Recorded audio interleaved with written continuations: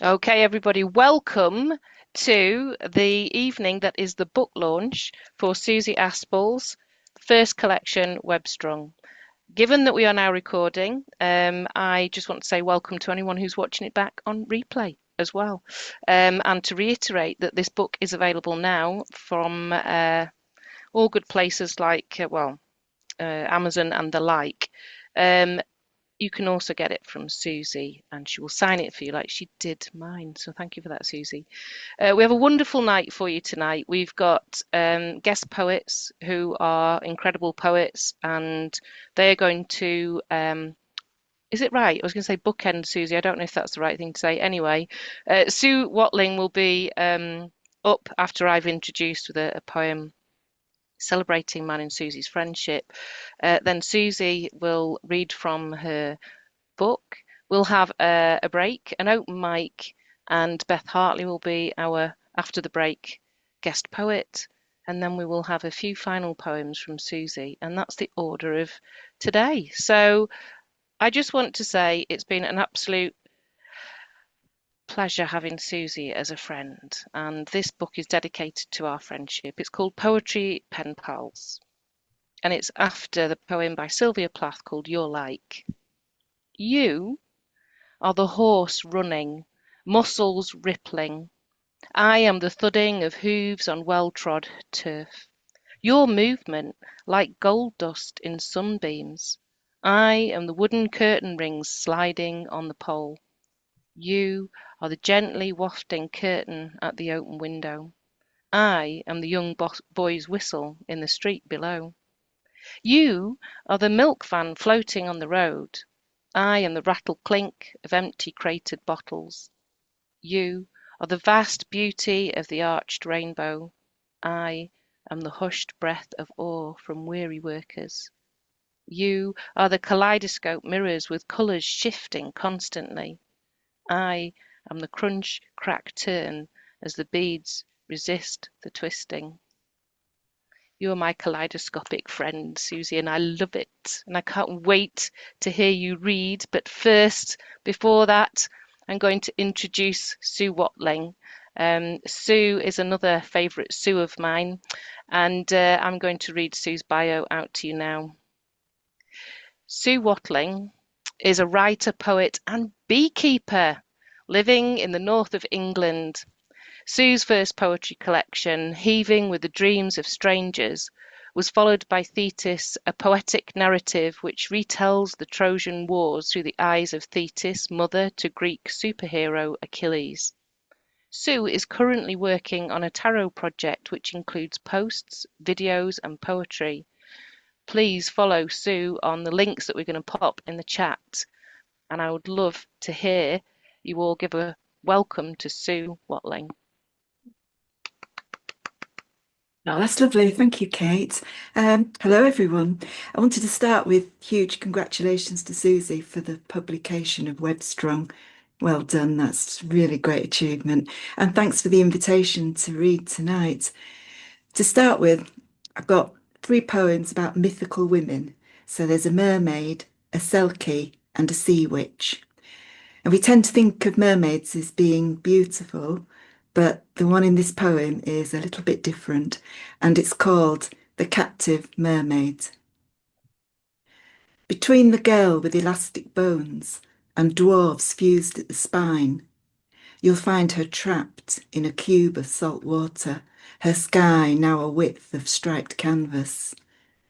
Aureate stars tacked to her breasts, puckered skin fused to thread. She scratches the stitches and picks until blood clouds the water.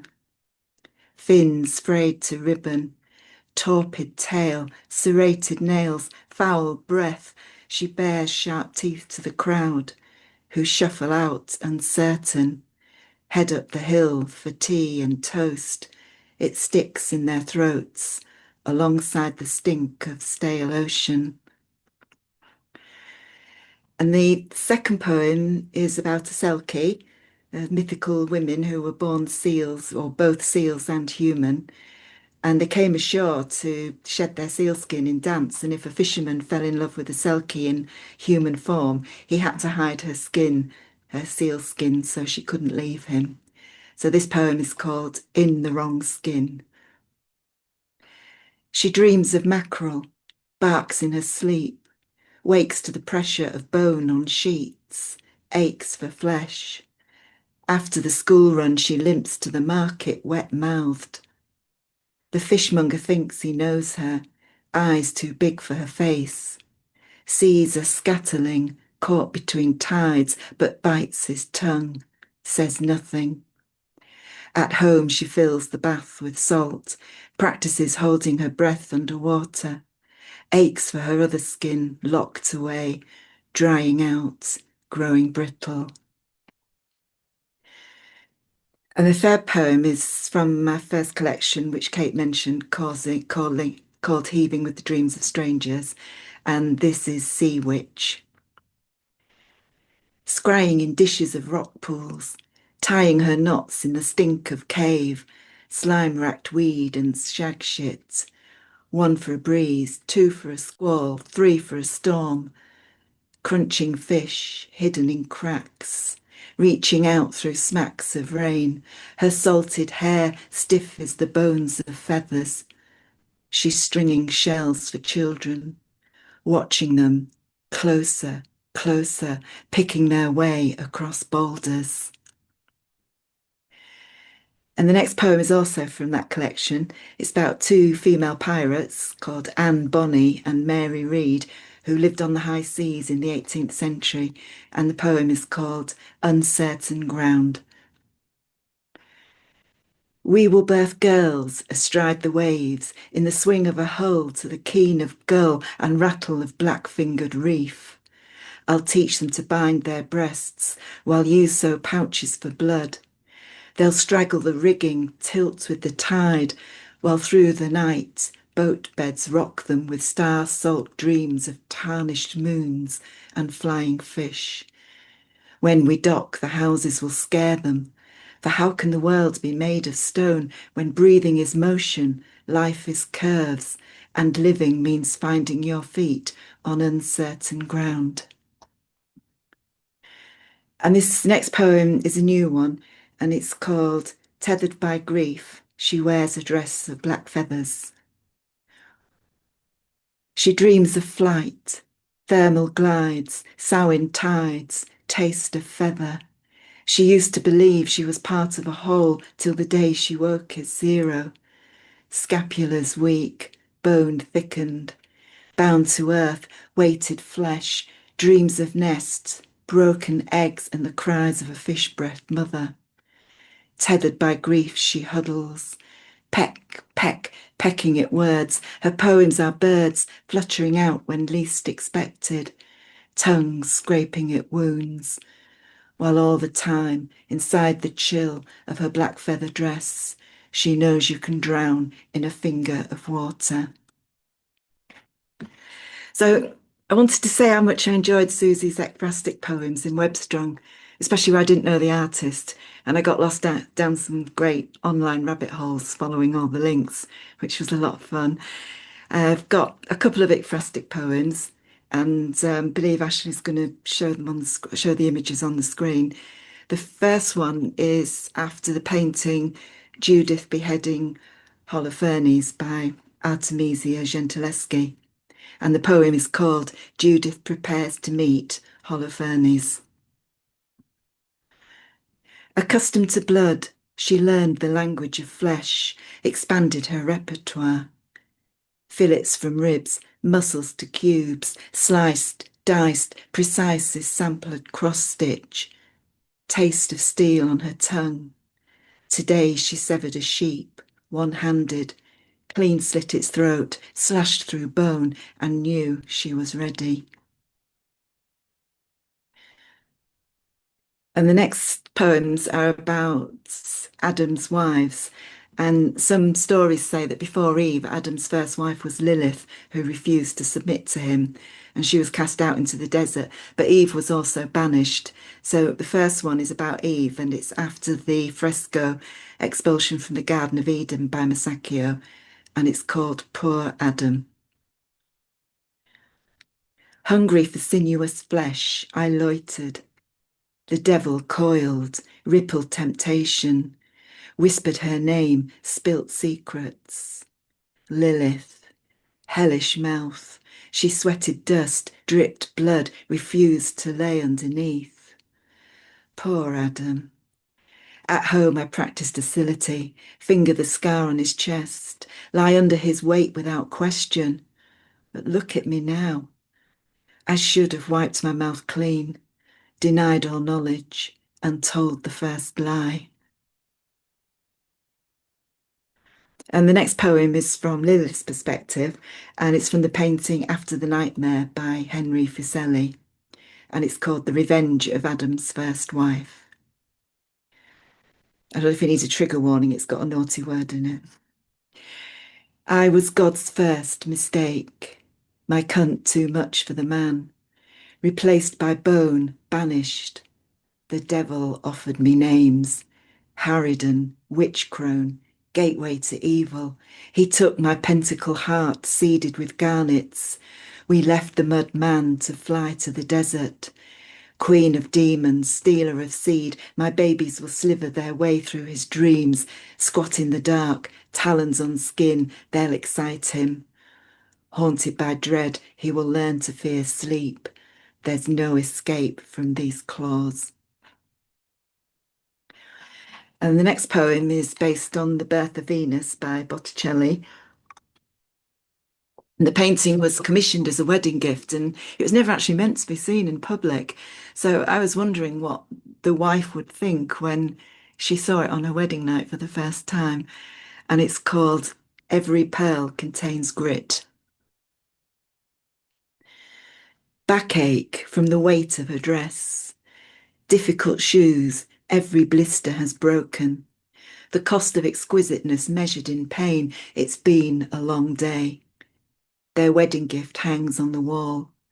A goddess riding a shell whose pearl has moved aside for her. Spawned to the screams of her father, blood in the water, spatter of spurn, the virgin wife would have preferred a Madonna. Every pearl contains grit. She knows there will be blood on the sheets by morning. And the next poem is about Cassandra, the Trojan princess and priestess of Apollo. And she was cursed to tell truths but never be believed. And it's after the painting of Cassandra by Frederick Sandys, which I think captures her anger and frustration perfectly. And the poem is called Cassandra lists the Greek city-states sending ships to Troy. Names erupt from her tongue like bubbles of mud. Aetolia, Argos, Attica. Sooted nails scrape its skin, gouging under the crust of her. Locris, Mycenae. She plucks her hand, strand by strand, all rancid. Pythia, Pylos, Sparta. This is the voice of her hunger, scorned, shunned. Salamis, Tyrins, Thessaly. Consonants splutter, taste of wreckage. Ithaca, Ithaca, Ithaca. So I'm going to stay with Greek myth and read some pieces from Thetis. And this is a poetic narrative retelling the story of Thetis, the goddess mother of Achilles. And it's set against the background of the Trojan War. And it's always hard know what to select from Thetis because each poem links to the one before and the one after. But I've chosen these. And the first is where Achilles kills the Trojan prince Hector. I'll give you just a little tiny bit of background. So Achilles had refused to fight, and Patroclus took Achilles' armour and led the Greeks into battle instead. And he was killed by Hector, who stole the armour to wear for himself the next day. So Thetis brings her son a new set of armour, and he kills Hector, but refuses to give Hector's body back for burial. And instead he ties it to the back of his chariot and drives it around the city walls of Troy. And I've sort of merged a few poems around this, so it's longer than my other poems, and I hope it isn't too long. And it's called The Death of Hector. Achilles, raving, raging, madman, killer on the loose. One by one the Trojans fall, by gods he's missed the roar of war. Nothing beats the heat of twisting, turning knives in battle, spreading Trojan dead across the plain. All joy and life stubbed out, and so it was with Hector. The golden scales of Zeus have set his fate. The Trojan prince is wearing his mistake. No one knows an armour like its owner. Achilles sees the space within its neck. His ash-born spear rives cream-soft flesh which opens like a smile. Hector hits the dust. Achilles' spear jutted in his throat, shaft vibrating like a harp string, to and fro, ever slower, slower, till it stops. Prince Hector's dead. Red, red, helmet red, breastplate spattered, arms, legs badged with Hector's blood. But death is not enough. Achilles strips the body, stabs the heels, threading throngs through jagged wheels, ties them to his chariot, and he's off, bouncing bloodied Hector in the ragged ruts behind. Hero Hector, lined with dirt, shrined in dust, Achilles, wild with war lust, rage unfettered, grief unbound, beyond control he cannot stop. Once, twice, thrice, the battered prince is dragged around the walls of Troy. Wife and mother weep. The king takes to his bed. It's been a week and still the Greeks keep hold of Hector's body. At night, Apollo slips inside the palisade where Hector lies alone, a mess of flesh and bone heaped into a corner. Breathing godly love, he heals the body, wipes it clean, revealing all its beauty. At dawn, Achilles rages at the pure white skin. Driving in his sword, he carves the name Achilles across Prince Hector's chest, as if the Trojans could forget. Before the rising sun, he's harnessing his horses and he's off. 3, 4, 5 times and more, dragging Hector's body round the Trojan walls. Wife and mother weep some more. The king keeps to his bed. Achilles takes revenge, but he forgets. Hector's loved by all, with friends in higher places. Yes, the gods like nothing more than men who pay due reverence. Best bulls for the altar, sweetling lambs to slaughter, kidling goat, throat cut, pretty fawn, guts torn, hearts pumping fast with fear, lifeblood gushing, crimson smears, votive offerings at the shrine, spilling blood every time. Steaming hot, it hits their spot, gets them going, turns them on. Good man Hector, guaranteed a head rush every time. Zeus sighs. Something must be done with Achilles. Thetis is summoned.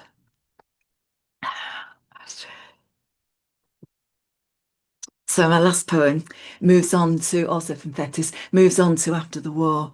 So Troy has fallen, the Greeks are preparing to go home, and they include Odysseus, who Thetis blames for the death of Achilles. And she's a sea goddess, and she's been waiting a long time to get her revenge. And this poem is called The Revenge of Thetis. The man with a name you can taste on your tongue has set sail for Ithaca. Odysseus. Ha! Thetis is waiting. She is the sea he needs to cross to get home. The rage of Achilles was nothing to this. Watch. Listen.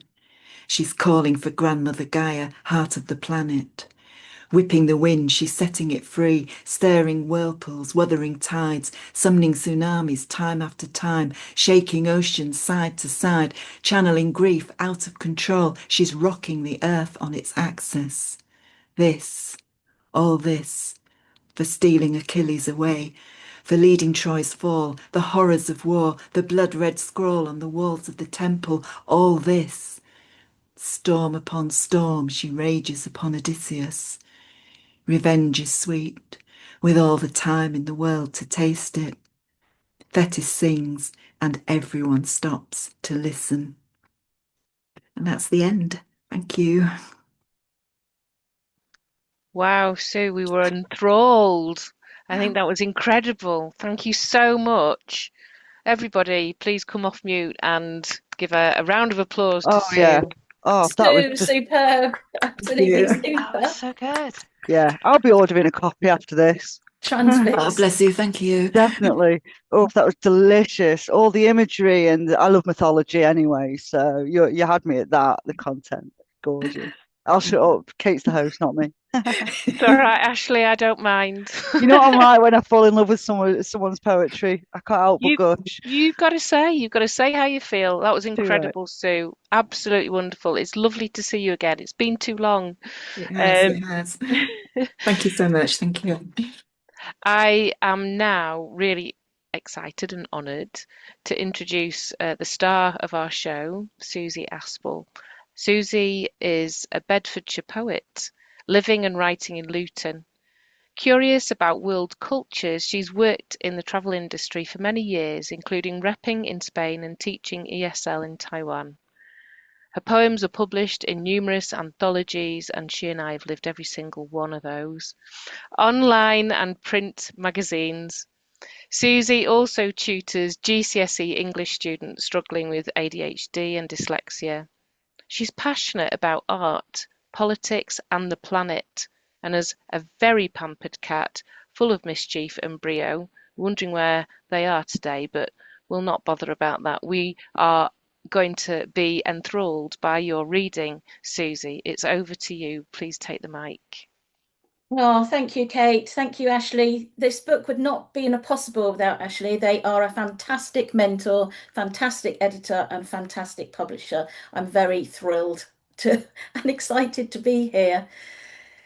I've got a few poems for you. Some I'm mixing them up, some light, some dark, with a few ekphrastic poems along the way. So I'm going to open with the opening poem, why not? Webstrung. If you see a web without a spider, look for it. Look for it quick. My soul has gone missing through lack of conviction, and I am lost. I tell you this, as I know you are the knitter of pluck and spirit, and can pearl anthems to reel me home, to bind me to the tree of life whose embrace enfolds. For here the roots are deep, ancient myths woven by thread, spin and purr new storytellers, cast a web so tender and strong, those adrift stretch out their legs, cling. I started with this poem because it wasn't until 2020 when I was furloughed and I joined all the workshops that I found my poetry community, and I wouldn't be anywhere without all of you. All of you mean so much to me, and that's why it's Webstrung. I'm stringing you all together into my world. So I'm just delighted to be here. The next poem I'm going to read is on page 12. This was, I wrote this at the opening of a Malika Booker workshop when she was playing some beautiful music. It's called Coffee on a Terrace and Balustrade Shadows. Feet twirling, dancing, stamping, a market square party. Life's a stall of tumbling spices, a circle of bells snaking round corners, bumping into shadows, blowing away ghosts.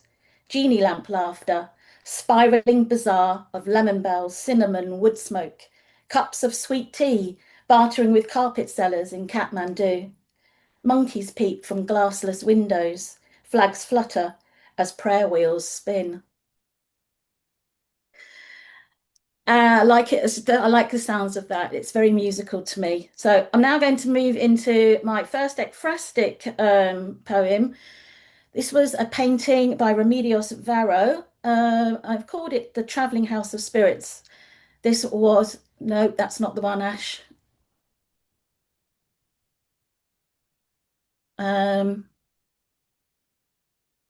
Doesn't matter. I'll just read it anyway. It's come one, come all, come see magical tricks. Here, next to my mystical house on wheels. Watch, behold the juggling string of spells. One for you, many for me, all from a flick of my hand. Raise your blank eyes back to my mother of pearl face. One star flash will beguile your bewildered hearts.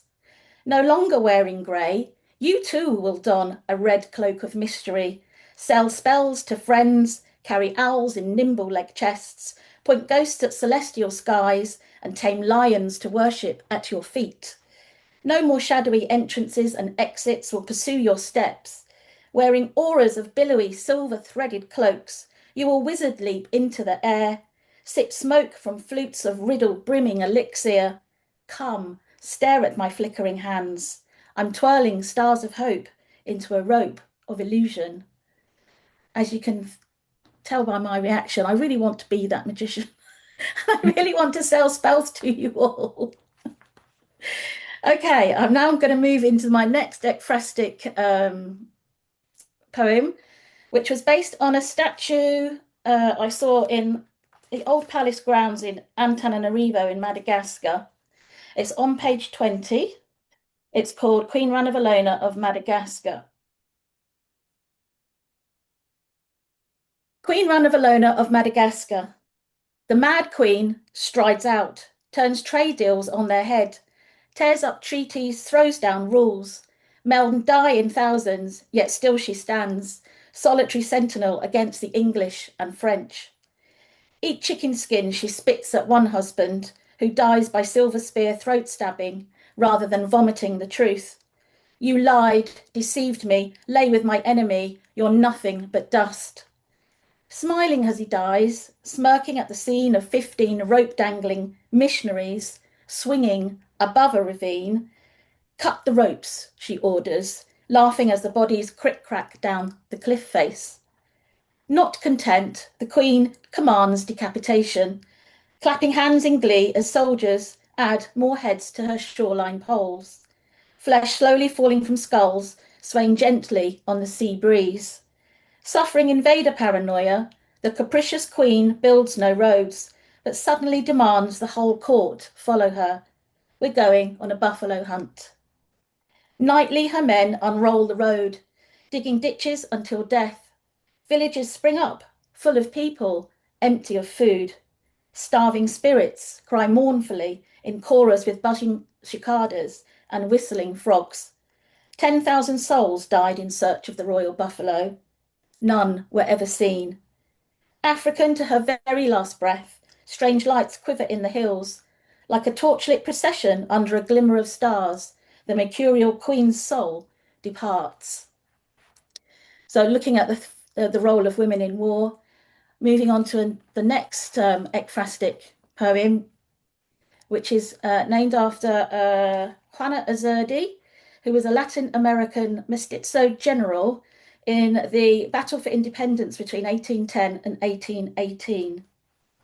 It's called Midnight in Christopher Columbus Square. She drops out of her mouth at midnight when most of the night crowd has long gone home.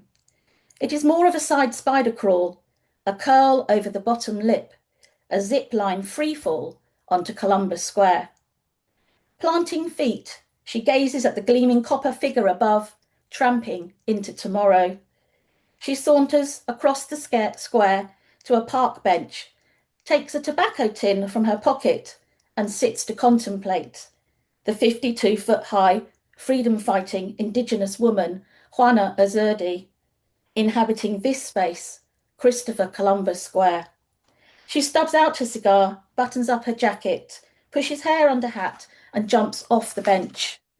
She throws a lasso, hooks it around her outstretched bronze hand, clasps knees together, fist over fist, pulls herself up, climbs onto her russet palm, crawls along her burnished bicep, hauls herself onto the tasseled epaulette, gazes into her throat, and dives straight back in.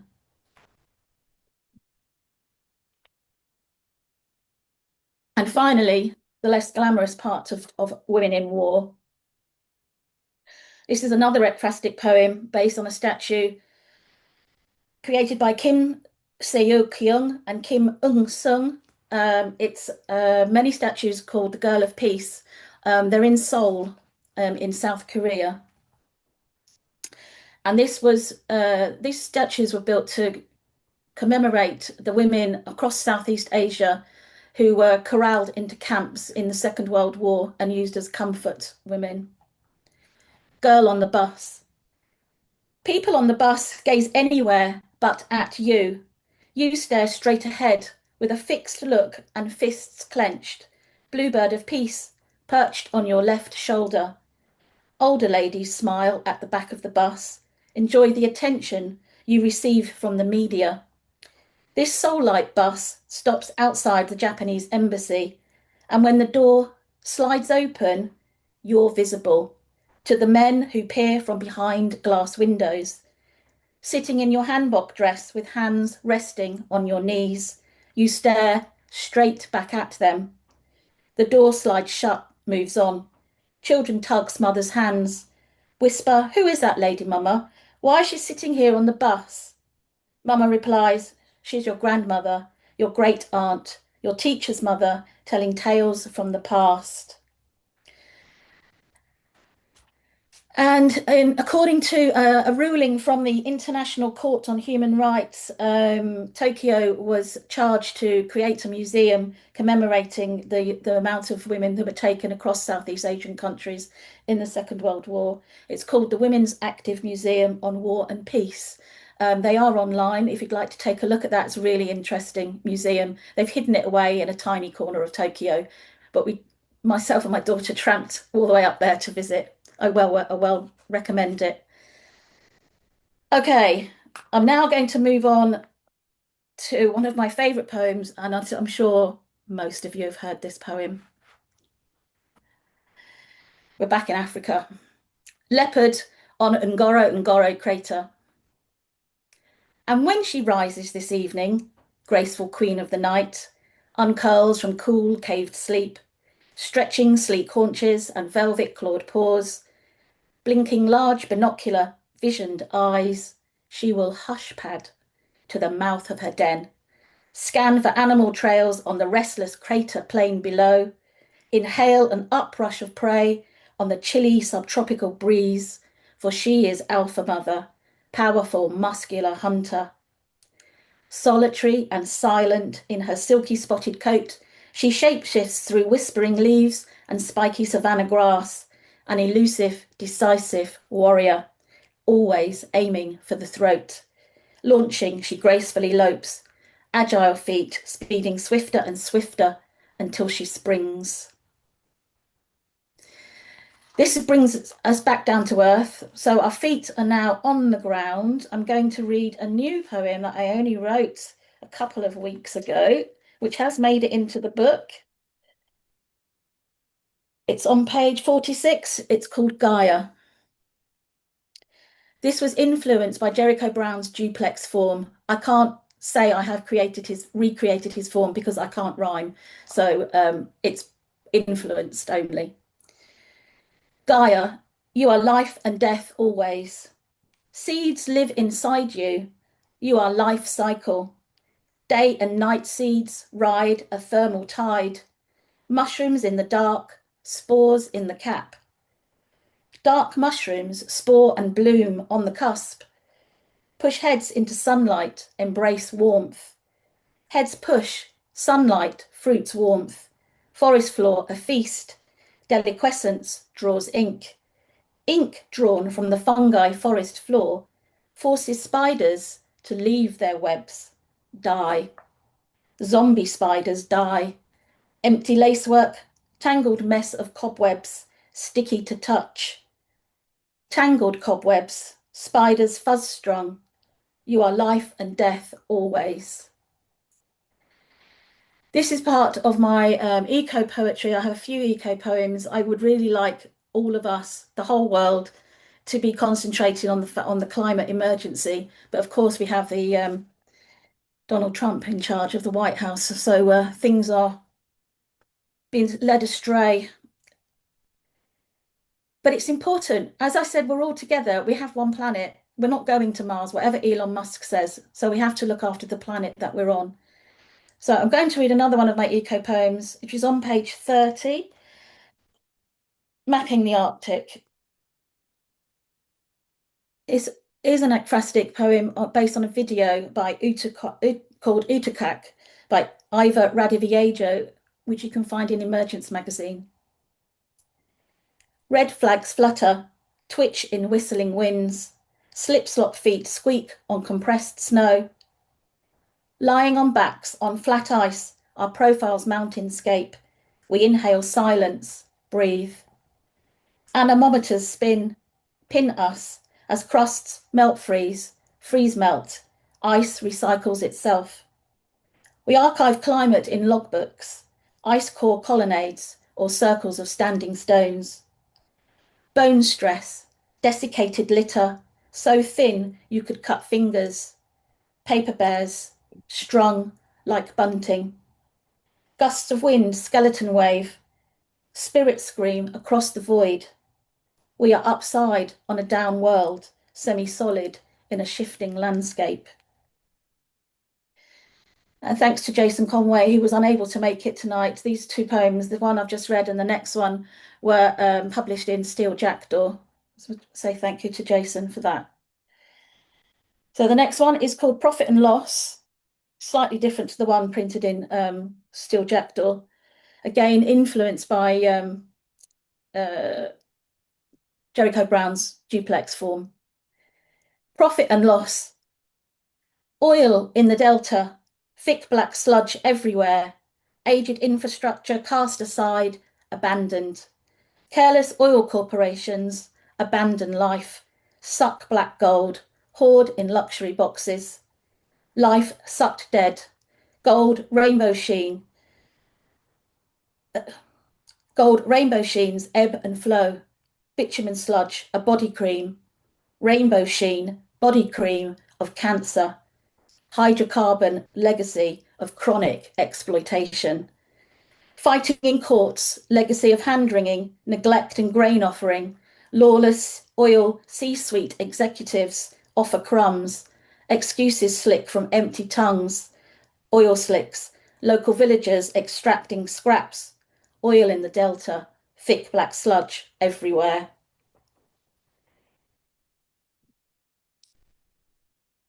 So moving from the earth, most of the earth is covered in water. So what are we doing with the water? Let's have a look at the ocean. This is called Sea Loneliness. This is a long poem. I hope you'll stay with me. Sea, diversity, deep, deep blue. Turquoise, ultramarine, mauve violet blue. Whales, dolphins, porpoises, seals, walruses, manatees, sea otters, sea snails. Fish.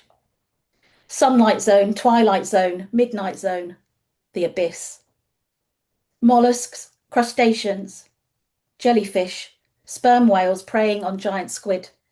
Spiky sea urchins, fangtooth fish, coffin fish, daggertooth, viper fish, vampire squid. Coral polyps, lampreys, frilled shark, blobfish, northern stargazers, anglerfish. Ocean waves ebb and flow. Minerals, salt, sand, gravel, manganese, copper, nickel, iron, cobalt blue. Dark ink, inky blue, invertebrates. Sharks, seabirds, sea lions, turtles, crawfish, whelks, humpback whales. Pink anemone fish swim in blue anemone patches. Shellfish, filter feed, lobsters, bob. Plant life, tiny algae. Phytoplankton, photosynthesis, oxygen. Cold, dense, saltwater, Hadal zone. Starfish, tube worms, uncharted depths. Sea. Depleted stock, overfishing, coastal pollution, habitat destruction, debris. 100 million tonnes, 450 years to break down plastic. Fossil fuel acidification. Water sewage treatment plants spew fertiliser nutrients, swill. Ocean chemistry altered. Pesticides, emulsified oil. Air pollution, poisonous algae, cholera, ecological balance unbalanced. Military sonar disruption, sound, killing sound. Erosion, ocean. Seaweed, heat destruction. Kelp forest deforestation, nowhere to hide young grey whales. Coral bleaching, global temperatures cooking coral reefs alive. Rising sea levels, sedimentation. Tourism, invasive species. Ocean plundering, degrading, exploiting. Microplastics, more microplastics in the ocean than stars in the Milky Way. Milky, murky sea. Cigarette butts, fishing gear, plastic bags, creels, fishing companies, hiding Dead Penguins.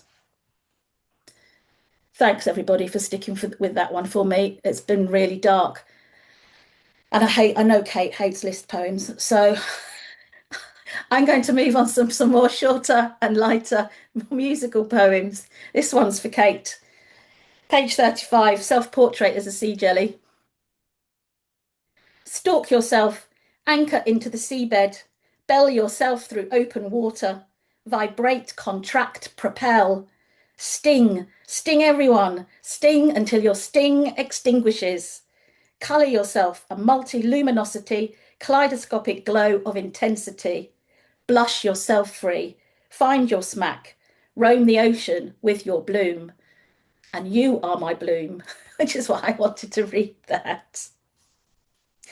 Okay, anybody that knows me knows I love birds. So a couple of bird songs, bird poems to finish.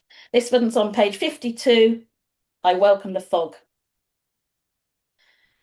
I welcome the fog as it drops and hushes the flitter of sparrow wings. Little arrows aim at bullseyes.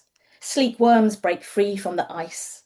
Sparrows, little scavengers, survive each winter morning. Bust the hush with squabbles. I fill the bird table with seeds, nuts, mealworms, stubby beaks. Dip and eat, dip and eat. We are a chorus of dawn breaks, rupturing the church of sky with deep breaths of ice. My next poem is called Songbird. This is from my friend Colette, who's in Ireland at the moment, visiting her sister who isn't very well. She says, at the bottom, I'm a very hopeful person. So this is my hopeful poem. Songbird flits from tree to tree, glimpse of wing, whir of flight, pauses, opens its throat to sing all the songbird notes. Glimpse of wing, whir of flight, songbird vibrates orchestral chorus, to sing all the songbird notes. Earth spins a celestial audience. Songbird vibrates orchestral chorus, futures flash aurora borealis. Earth spins a celestial audience, iridescent stars in forest constellations. Futures flash aurora borealis, pause, opening songbird throats, iridescent stars in forest constellations, flit from tree to tree, sing all the songbird notes. Kate, I have a couple more. Have I got time to read them now, or shall I leave them for later? If you want to read some more, Suzy, we'd love to hear them. So don't hold back. Share them with us. This is also a brand new one. Never read. Wrote it a week ago last Monday in Claire Shaw and Kim Moore's January writing hours. It's called Euphoria. Euphoria walks in many places, lurks in formal gardens, ready to unfurl. Euphoria squeaks like a creaking gate as it waits to be put back in its box, violent in its effort to evade being folded away. Euphoria is the hopeful house for sale sign, beckons you forward to inspect every nook and cranny. Furious compliments mingle with oleaginous insults, footsteps walking towards the door. Euphoria is children's laughter, a concert crescendo in playgrounds, alert to the shrill whistle, signalling there is no time left to play. And I'm going to finish on this last one, which is an ekphrastic poem. It's called Word Woman. It's on page 23.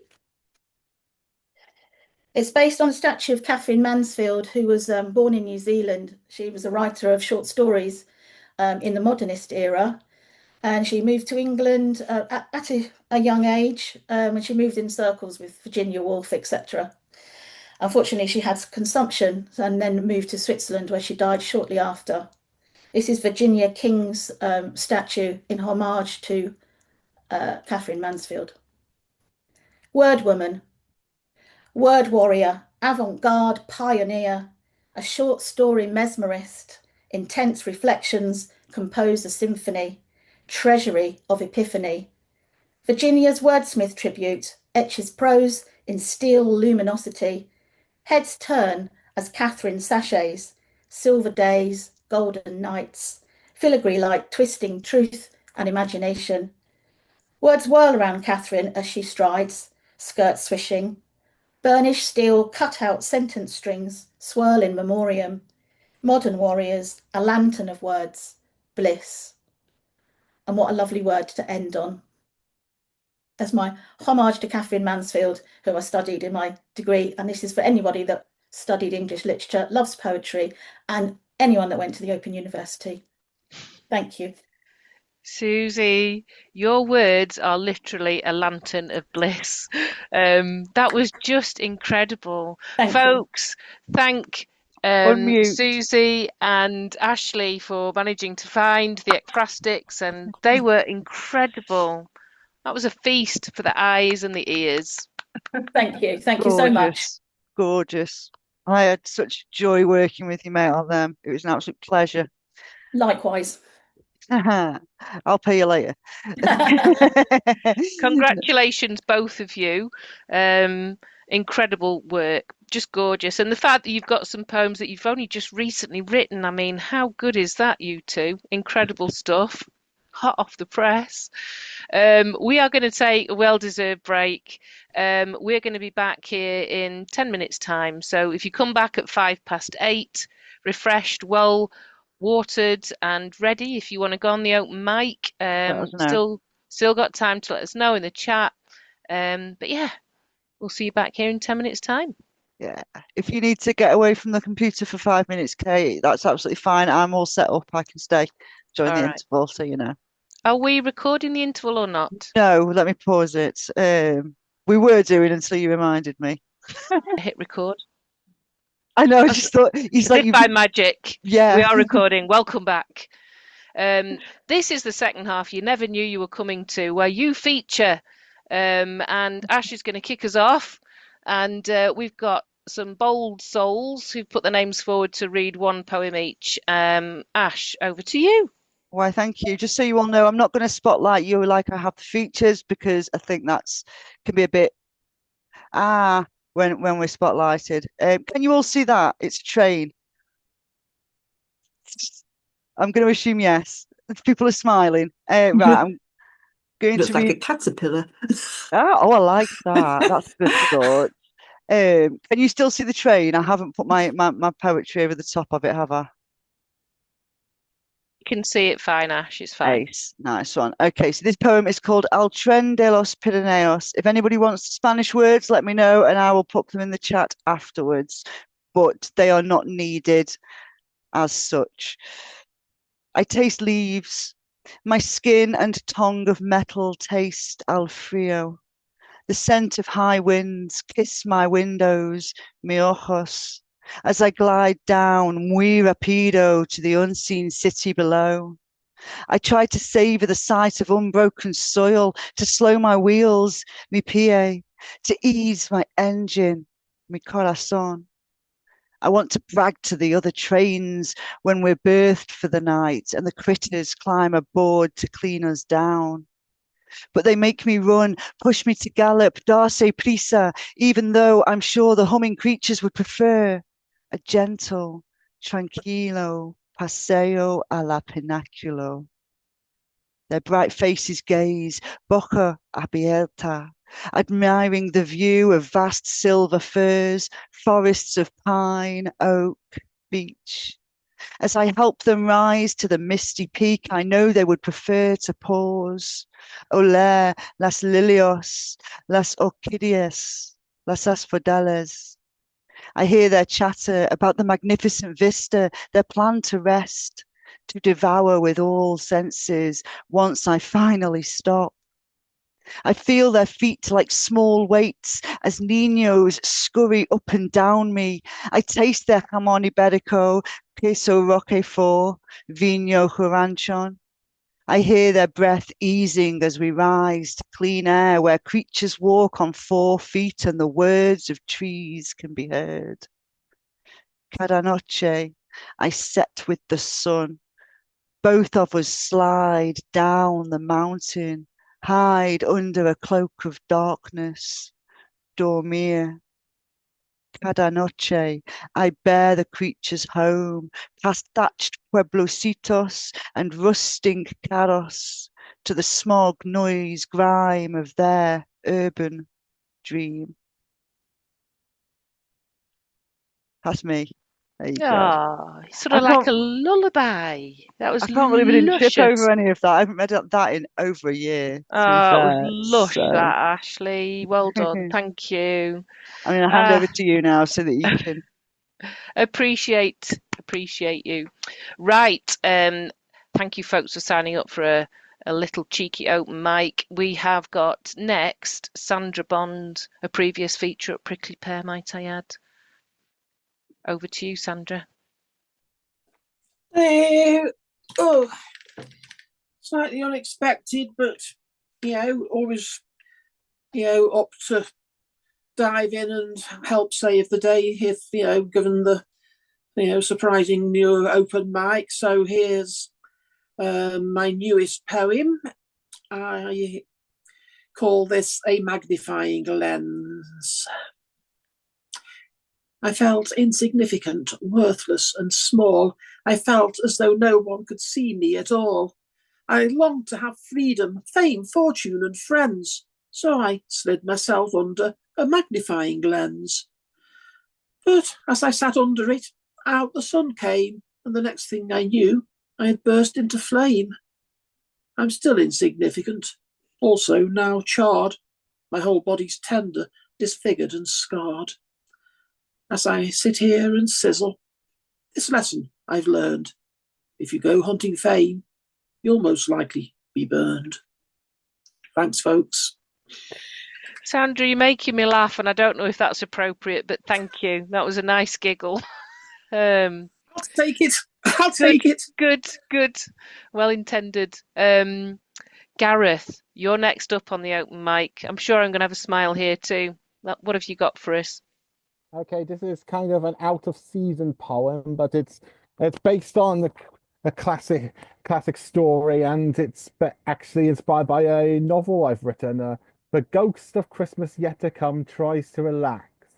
One summer, the ghost of Christmas yet to come tried to relax and try to have fun. She tries to forget about the people she haunts after they've witnessed ignorance and want. She doesn't even want to think of Charles Dickens a bit. She doesn't even eat oranges because of the pips.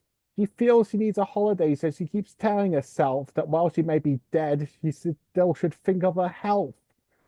But she hears news from the world of the living, of suffering caused by who she isn't forgiving, for ignoring the visions she showed them one night. They didn't care for others, they didn't see the light. It's something she can't put up the back of her brain, those bringing the surplus population pain. Though she knows everything wasn't a waste, some people had been helped, some people had changed, but those who don't take another look at her ways, what always ruins her holidays. Thank you, Gareth. Thank you very much for joining the open mic. Great to hear you. We have another poet. It's lovely to hear is open for the open mic. Carol Shepherd, you're up next. Thank you. My poem's called Threshold.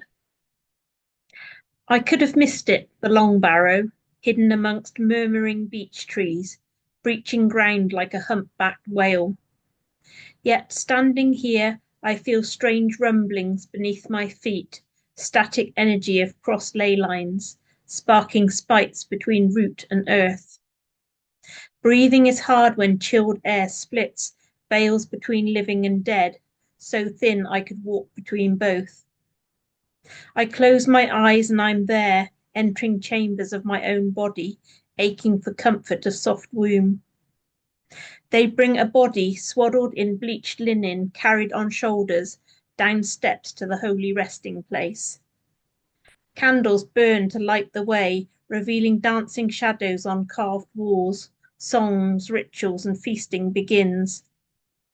I'm so close I can hear the candle crackle, whisper of prayers on wind, taste fresh boar blood in my mouth. Time stopped. It's only the blackbird's language song in branches above that bring me back to now. Thank you. Thank you so much, Carol. It's lovely to hear you, and thank you. Thank you for reading. We next have on the open mic Beth Banks. Beth, are you ready? Yeah, so this is Clear Up the Matter. When she seizes up a broom, it's to sweep it the cosmic dust, and she inhales it as if the secret of stress and life itself could be unearthed in sips of air particles. She holds it, lets it burn in biting chill. There's a galaxy lazing around her lungs, weighty with atoms and expectations. If she tries to unravel it, it slips deeper, deeper. When she polishes, it's to fight against an atmosphere of constellated junk and forgotten things. She scrubs and scours and scalpels at it until it gravitates and nips at her pores. Her nails scrape against the surface, whispering an abyssal keratin scream, a war chant hymn of the universe that grips at her core, then secedes. When she washes up, it's in the well where seraphic and satanic meet, the crud of last night's dinner and universal regrets swirling about water-wrinkled fingertips. It clings to her hand when she lifts it, hydrogen and oxygen slurping its skin. She aches as it disintegrates chunks of matter and reforms in drips of new wailing selves. Thank you. Oh my goodness, that was incredible. Thank you, Beth. I needed a moment just to take that in. Incredible stuff. Joycey B, you're next on the open mic. Are you ready? Just come off mute and then we'll be able to hear you. Sorry, having a few tech issues. It's okay, we've got you. I'm on my phone and it's all going a bit peak-tong. There we go. Right, okay. And I'm in my pajamas. Sorry, I wasn't expecting to read. Apologies, still in my Christmas ones. Yeah, I'm going to read this. This is one I did in one of Ash's workshop. This is my 300-word travel. No title as usual.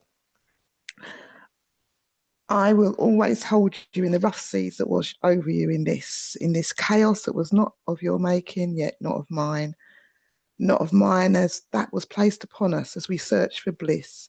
I will always hold you in the calm and find solace in this stillness of time. In this stillness of time, I will watch over you, forever holding your heart that colours my soul with warmth that I have not known. Had not known till fate crossed our paths, which always travelled, will never part. In this stillness we are creatures, forever bound by our love that has grown tenderly each solitary moment, cherishing affection's power, our code, which only deeply held feelings deciphered, every single unspoken word as our love that has grown within this chaos that escapes our path into that which we are always lured.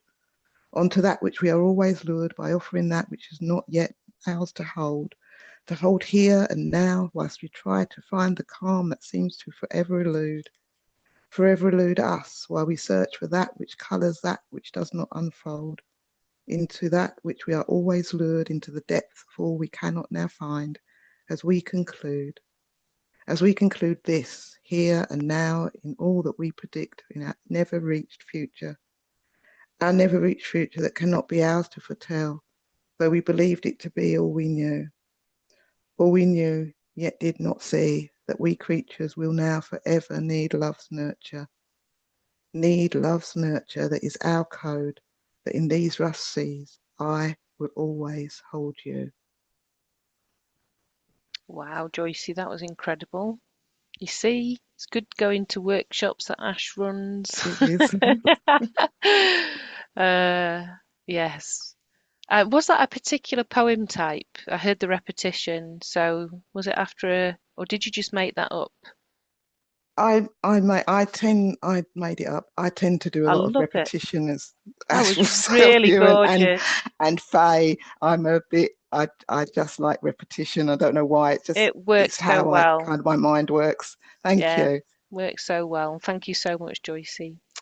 Next on the open mic we have Vicky Bolsover. Vicky, I'm excited to have you join the open mic. Yeah, thank you, Kate. Thank you, Ash. Thank you, Sue. Thank you, everybody. It's quite overwhelming, all this lot. Right, this one is things I have lost. I have lost my family, my role, my purpose, my perfect bubble, the protection from the outside world, my comfort zone. But wait, what am I scared of now? It wasn't healthy. It kept me safe from what? Myself, my mission. The world stopped. I went inward. It worked for a while, but life is full of changes. We keep moving. It is time to leave that world behind. This is the real me. I was always the same, but with the extra baggage. I lost myself, but now I'm back. So happy you're back. I Yeah. really am. I like the real you very much. Thank you. Oh my goodness, this open mic has been stunning, hasn't it? We are delighted to have Faye be our final open micer. So Faye, are you ready to read? I think so. Like everyone else, I'm going, oh, reading. Yeah, sure. That's happening. I found a picture of the thing because I was told ekphrastic or nature, and this seemed like a good one. This is the standing stone of Mine Llyr in the Brecon Beacons, and I was asked to write a poem about it for an old Welsh gentleman who wandered up to me in this very middle class festival and started describing in this aching detail how, as you come, it seems to kind of emerge from the ground as you walk up to it. It kind of pounces on you. It's an interesting thing, but it's said to wander down to the water to have a drink at sunset, then kind of go back. And how could you not write something about that? So this is called Sentinel. The sky shifts over the skirling hills. The wilful wind sinks and my shadow slips to drink. You have discovered me again, and my vows are renewed. Memories echo in me as you carry me home. I am the beckoning, tectonic, pinning spirits to now, from then to ever. Not for me, the gorsedd. Eisteddwch, tawelwch yn canu. Listen and remember under the bell of sunset. I hide, unmoving shapeshifter, one note in the song of ever, sipping from the sky until you come again. Thanks a lot. Well, I just didn't want that to end. How gorgeous was that? My ears are in heaven. Oh, yes, spontaneous exploding hearts on the screen. How gorgeous. Well, we have got another delight for you. We have our final guest of the evening, Beth Hartley. I think I have your bio here to read, Beth, so let me just do that for you to introduce you properly. So Beth Hartley is a poet of people and place, the transient and the eternal, perennial maker, home, faith, work, words and dinner. She finds words everywhere, in the sky, under pavements and in people. Her books, What If Stars and A Holding, are out now with Allographic Press. I'm sure we'll get some links in the chat. I'm going to say no more and hand over to the incredible Beth Hartley. Thank you. What a joy, Suzy, to be asked to come and read with you tonight. So I first met Suzy 2.5 years ago when we were Suzy and Kate and Natalie and Kathy, and we were all at the Morecambe Poetry Festival together, having a high old time.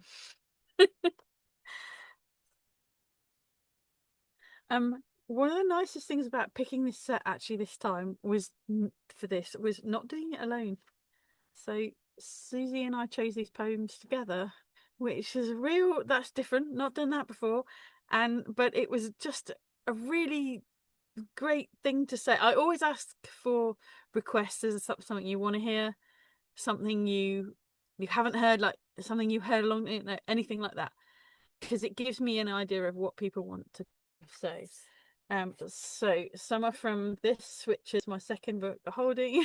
Oh yay! Suzy asked me to start here, which is literally right where I am right now. This is called Barns Rising. The barns is where I live. Fly above it, and it will look like a tree with an extra trunk grafted on halfway up. not pruned to bear fruit, but left to grow wild. All surfaces chipped and broken like an old worktop, surviving 100 strikes, nicked by every death and scandal. Here is aging, less than graceful, putting on foundation to cover up the cracks, level out the ages, 7 shades of neutral, line up all the opposites and pairs, like a bag of socks that didn't quite make it. The trees are gone, ground away like someone made a mistake. You are not a mistake. You are not dead. It's just neglect. 1,000 pairs of hands without materials to repair. Someone needs to love you. Remind you that these barns have cradled life and death for centuries. Document the seed and solace. Smooth the walls and doors and fractures so that it rises strong once more. I live on an island and I live on the high ground. There's not much high ground where I live. We're going to hear about that in a sec. But where I live, we are on the top of the island, and my historically knowledgeable friend tells me that this area where we live in the north of Ely, it has the most continuous record of habitation of anywhere, and it has been, there's a cemetery down the road from me. This is a place that's been here for living and dying for many, many centuries. I live in the Cambridgeshire Fens, and so I'm reading Fair Warning. I warn them that the blue they see, that spun out cloud and firmament laid flat, will turn. That before its spell is through, it will make you do things you didn't see coming, even with that wide horizon. That grey will spread its pearly wings where cobalt once reigned. You will slide. That they will watch the roll of thunder take the landscape like an alley, that soil will creep inside your car, your clothes, your mind, until you too are a fertile plain, producing a harvest worth storing, that you will plant and almost vomit in the spaces too small, too big, no definition, but when they call them nothing, you will howl anew and wonder why they cannot see that even in the dark land there comes a blaze of glory, and you can learn to knit a blanket from the grey sky and the blue. But this is Big Fen country, and it will have its way with you.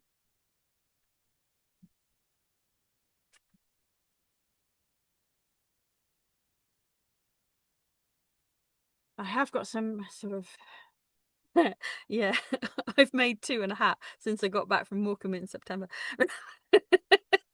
Obviously, doesn't everybody do that? Right? This poem is somewhat ekphrastic, actually, but I don't have the photo for you to show you. It's actually taken from some text about life in ancient Greece, but also a picture of my mother's 2 aunts and my great-grandmother,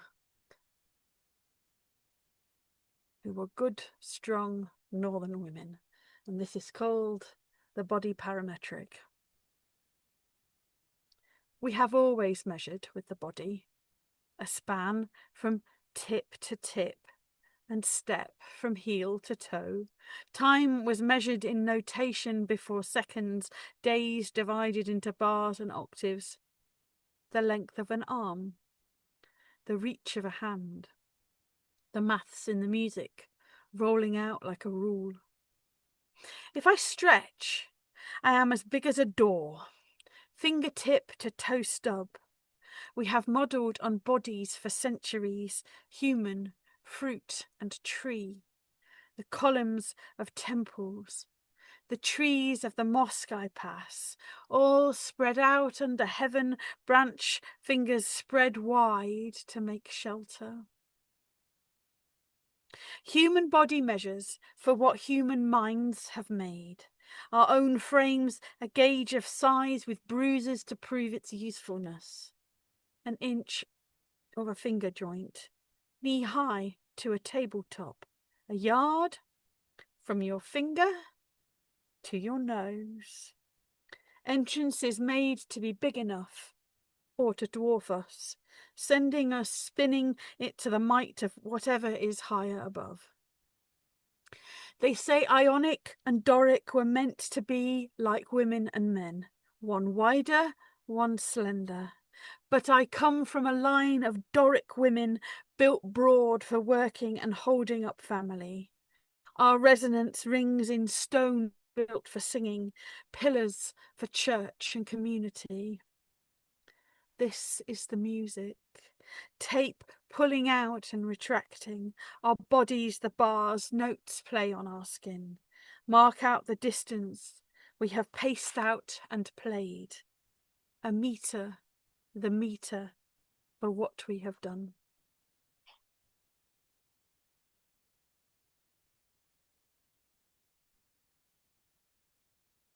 This is another from my book, and it's a particular pleasure to be asked to read it because it's from my mum. It's called Lodestar.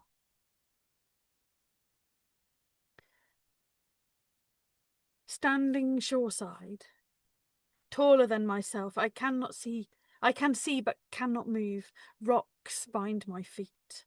Helpless in daylight but still visible, I am the warning, waiting for the dark. Once you gave me a lighthouse. You said so I would always see the way. And ever since, like its reaching arm, we send back and forth this signal that is itself a signal. You have long lit the way, your lights showing far beyond the shore, showing up the rubble and debris, continuing true. So this is our sign now. A beam on the waters, still or blown by wind and wisdom, trading our light and dark, always seeking brighter ways.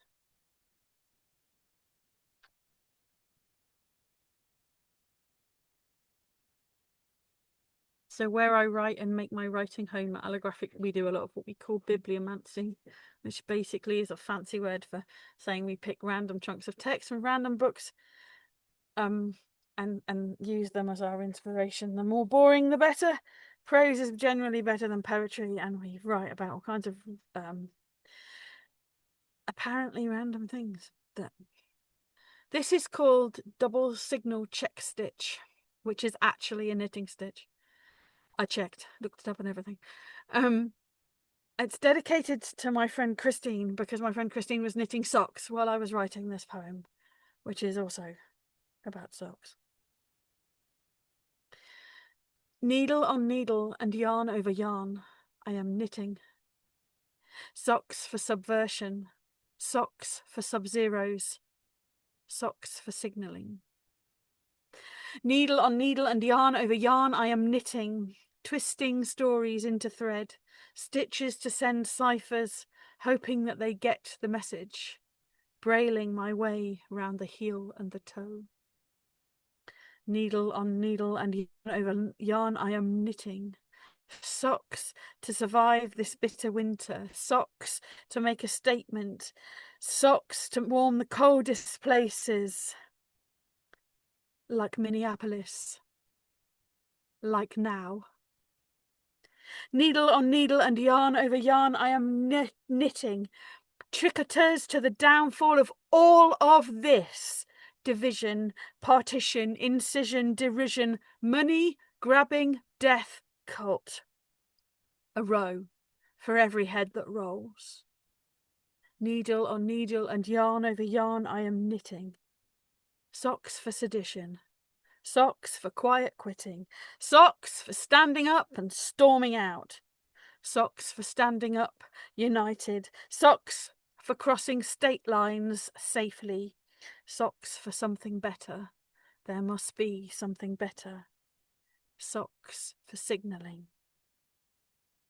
Hang up socks to warm to warn.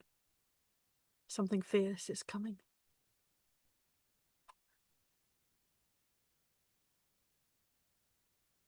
That's actually written about a passage in a book about MI9, which is the very secret service, and it was the service that sorry, I'm laughing at Sandra now. That helped people escape from enemy captivity. And in one of the German castles that was requisitioned, used as prisons in the Second World War for foreign nationals, they had signals to signal that guards were coming, and one of the longest lasting was the hanging up of a pair of socks. So simple. Why would you suspect socks?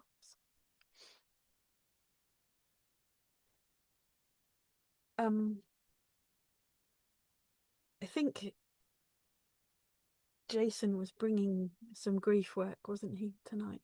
That was part of the plan. So when we came, when Suzy and I were chatting, I said, well, you know, that's a lot of what I've been doing, and she knows that. I actually wrote this in a workshop with Sophie Sparham, as part of the Apples and Snakes work at home series that they have at lunchtimes. And I got a phone call while I was in the workshop. So this is for my father-in-law and for my father, and it's called Seawall. Wall waiting. The edge of the shore, watching clouds and calls and traffic. Hard grey. Crossing the end of the inlet, eyeing the squall, expecting landfall any time. Storm. Cold blast before driving rain hammers angry truths into every brick of me. The weight of render cracking under pressure. Force. The wind in every fissure. Wall. Waiting. Standing still despite the gale that howls along and probes each broken course, each fixed up face.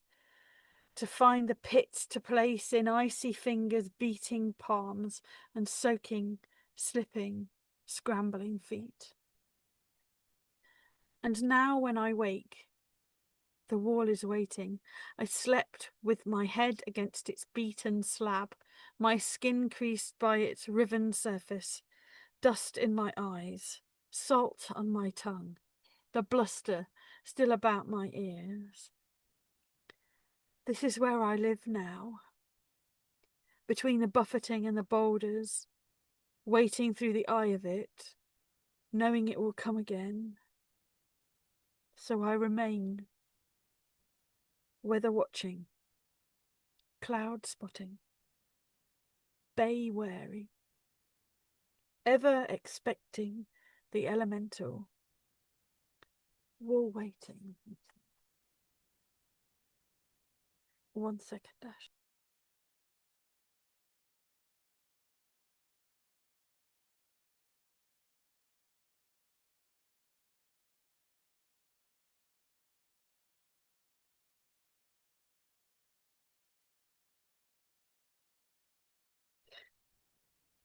I brought you a friend. One day in NaPoWriMo in 2024, a woman turned up. She stood very patiently at the bottom of a set of stairs with a rain hood like my grandma used to wear and a shopping trolley, waiting for me to write her down. This has a content note for child death, but only as a passing glance. I just want to let you know that it's there. This is Make Do and Mend. She likes it, living in the middle. A view as far as the eye can see. City sprawl becomes tidy lines that swoop and spring, curving intersections in the distance, wink in the sun. Moved in when she married, a neat little 2-bedroom flat granted by the council, where she has kept house, kept safe, kept secrets now for decades, hanging laundry on a balcony that is as neat as the day she moved in, concrete smoothed to the pebbles by her broom. See her carefully negotiating the stairs now. See someone always appears to help her. See the boy who 5 minutes ago was shouting obscenities at his mate 2 floors up, now carries shopping to Miss Jones' door. No one else has been around long enough anymore to remember how her life was altered one dark night. Husband and child taken, a car out of control as they got off the bus. How they thought she'd never recover. But they didn't know Miss Joan. She likes it, living in the middle. She sees everything, the families that come from everywhere. She takes them a cake and a box of tea, thinks nobody knows she does it. Her now spare bed has harboured runaways and pregnant girls and those who spent enough nights waiting for the next punch. Her living room walls are heavy with stories. She seems unchanged, but steely resolve will get you to 90. Sensible shoes and an apron pocket can carry you to understanding if you let them. It would take a crowd to tell her story now. The sandwiches she's made, the knitting and the mending and the listening. Everything she heard still carried in her head. She sees everything but cannot see who sees her. The whisper, "You look after Miss Joan, you hear?" is passed along the walkways, up and down the stairs. It parts the crowds and sends her safely out each day. She flits into others' tales, secrets told when Christmas tipsy or in the drift of dementia and dying. Look after Miss Joan. She looked after me. She still likes living in the middle. It fills up all the empty places. Life around is as loud as she is quiet.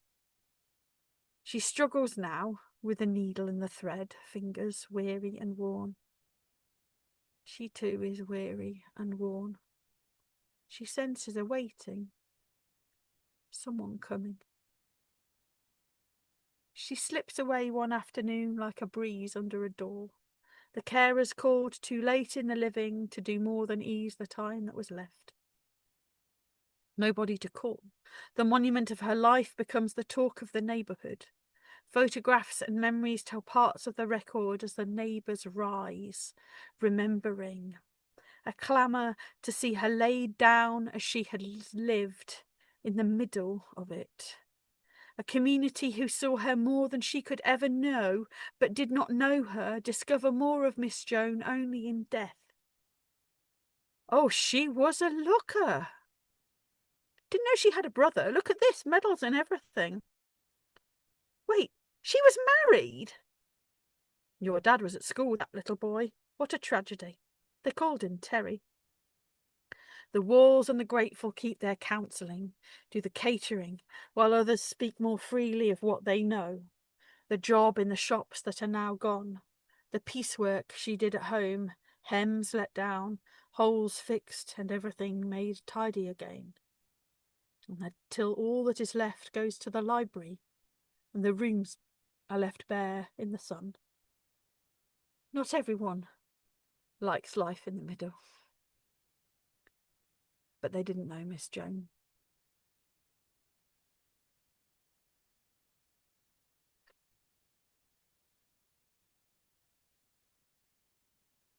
And to close,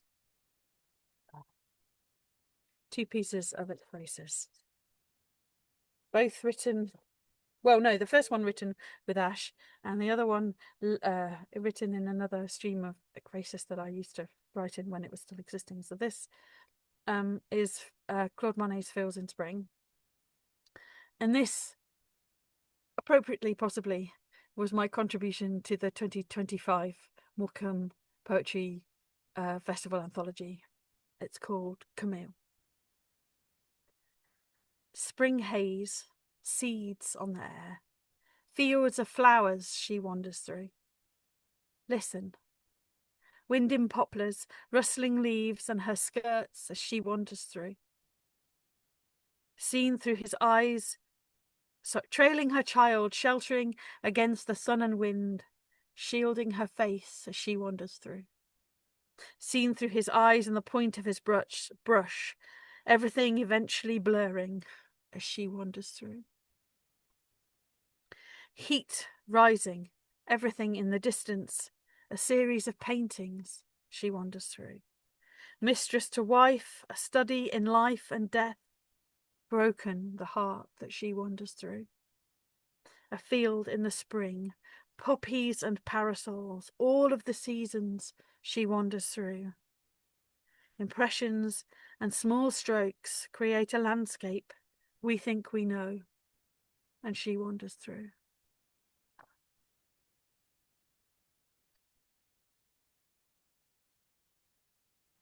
Okay, I have to do the thing.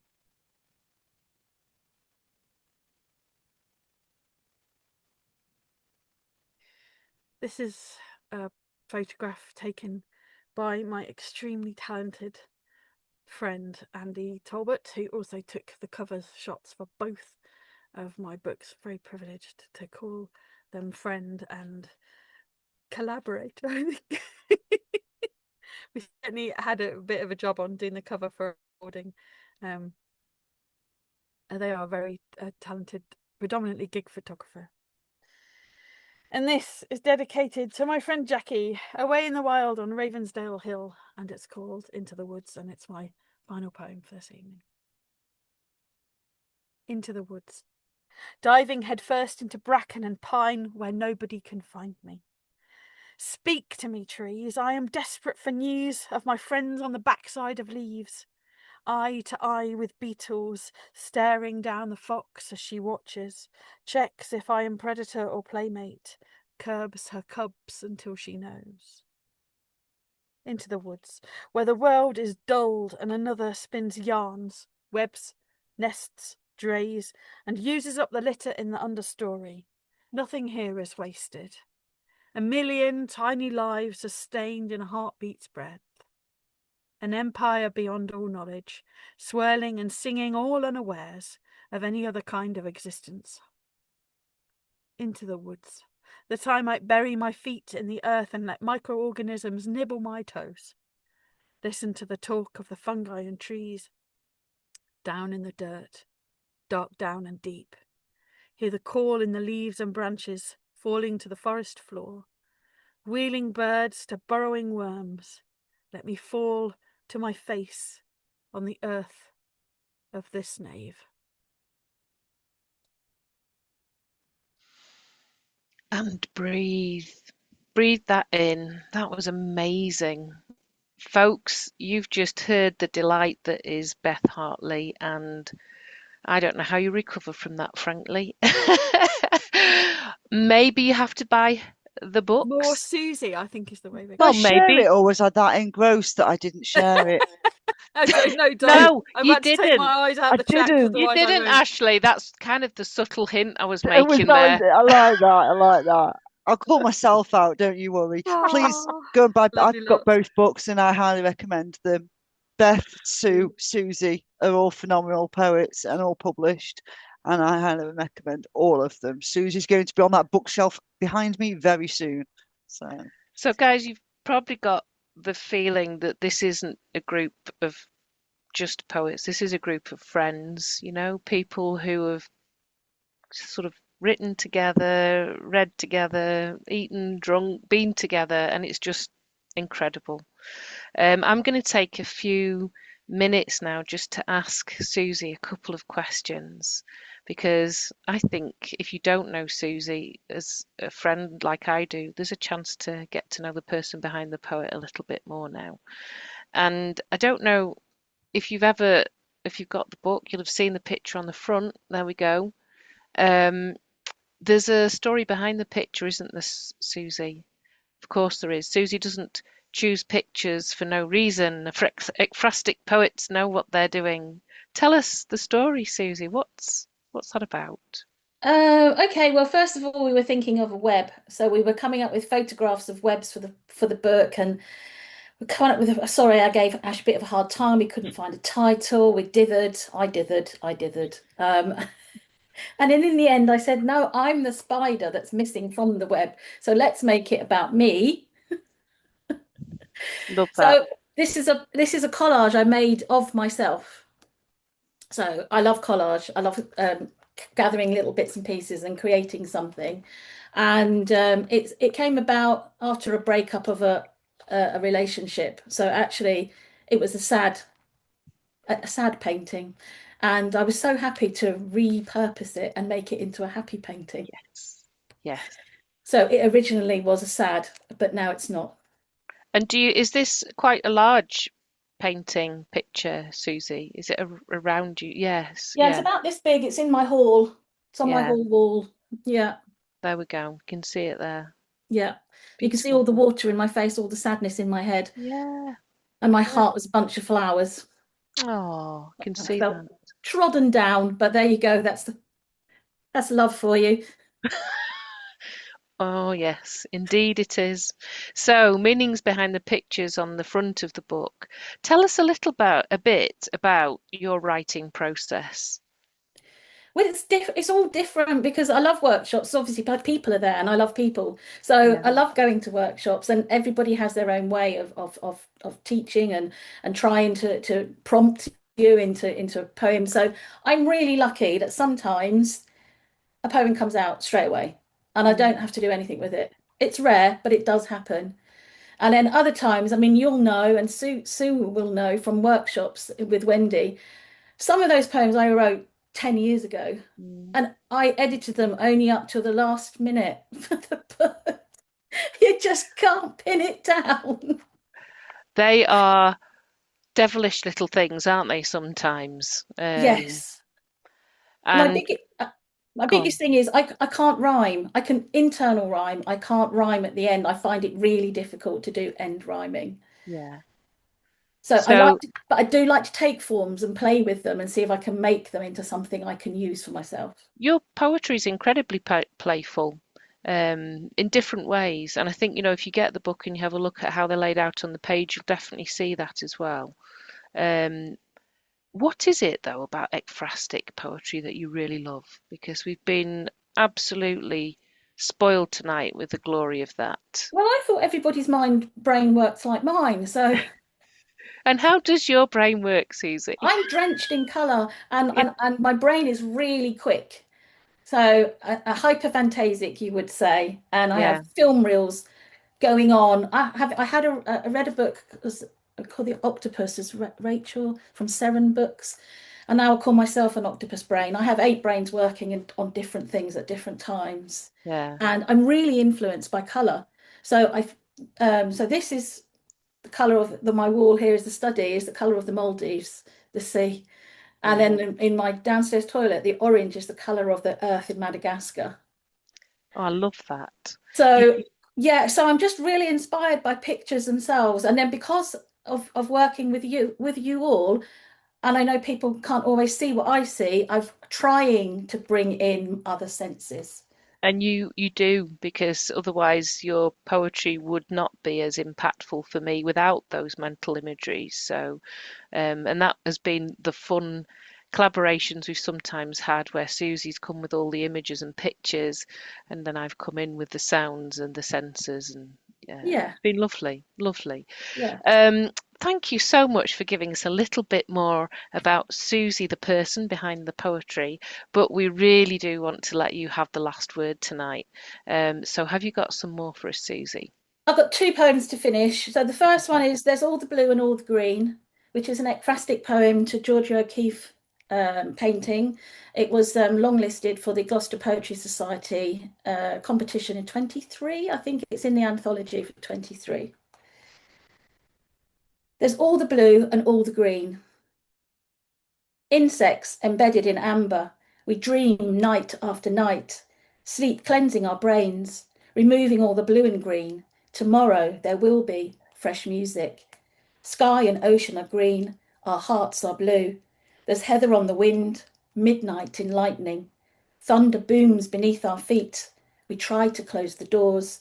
The sky is breaking in. We do not have enough room to hold it all in. Tomorrow there will be fresh music, removing all the blue and green, sleep cleansing our brains. We dream night after night, insects embedded in amber. And then I'm going to finish on the last poem of the book, which is called Island Lives. Obviously, we live on an island here. I lived in Taiwan, which is an island. And it's all on the ring. So we're not, but they are on a ring of fire. So I'm very lucky to do a round the world trip with work, and we did all the islands around the South Pacific Ocean. So this is just to remind everybody that we're not alone and we are all together, even though we may be an island of our own. Island lives, living on edge between sky and sea, world a swallow wave away. Lie down in wooden double canoes, sense the swell of events in trembling balance. Climb up cedar-laden mountain slopes, inhale the world, grow heady with hope. Only in natural light can eyes find ways to map the world. Star stories told around campfires now ring out from skyscraper cairns. Peninsula spines squeezed. There's not much left to cling to. Earth. Thank you, everybody. It's been a wonderful evening. Thank you so much for joining me. Everybody's been amazing. It's just been such a delight. I feel very honoured. You have filled my heart tonight, Suzy. I am so honoured to call you a friend, and your poetry is inspirational. I think everybody should show their appreciation for Suzy's reading and honestly buy the book if you've not got it already. But please come off mute and yay! Whoop, whoop. Congratulations. Oh, the whole evening's been wonderful. It's been so good. Well, we don't want it to end, but I think we have to say thank you to Ashley for being the incredible host behind the scenes with all the tech. Incredible that you as poets collaborated and chose your sets together. I think that was beautiful, and you could really tell that that had been the thought that was behind tonight. We hope Jason feels better soon. We're sad he couldn't be with us, but we want to thank all the open micers who stood up and had a chance to share some of their poetry with us. That was beautiful. So thank you, everybody. Wonderful night. Thank you so much for coming, everybody, and cheering on Suzy, Sue and Beth. I think they were phenomenal, and they complemented one another beautifully. Absolutely. Yeah. I'm going to hit stop on the record as well, so that we can